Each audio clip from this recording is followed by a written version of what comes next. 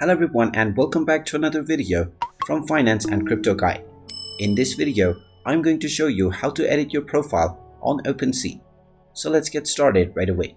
First of all, open up your web browser and then in the address bar type in opensea.com and press enter. You will then be taken into the official Opensea website, from which you can click on the login button at the top right corner if you haven't logged into your account already by using your wallet. Now, after you have logged into your account, you will be taken back to this homepage. Now, if you wish to edit your profile, hover over to your profile icon at the top right corner and then click on Profile. This will then take you into your account page, from which you can edit your profile by clicking on the three dots at the right side of your username.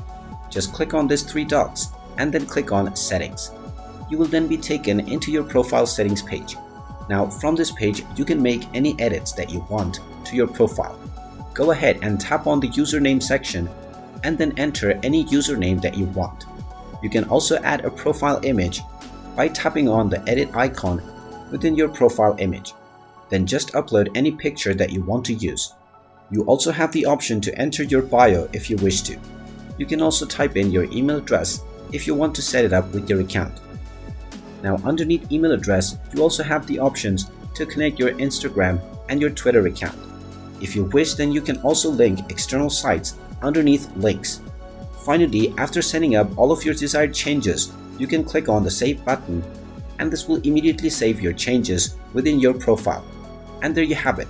That is how easy it is to edit your profile within Opensea.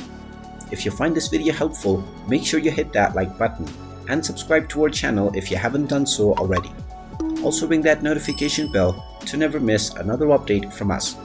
Thank you for watching and I will see you again in the next video.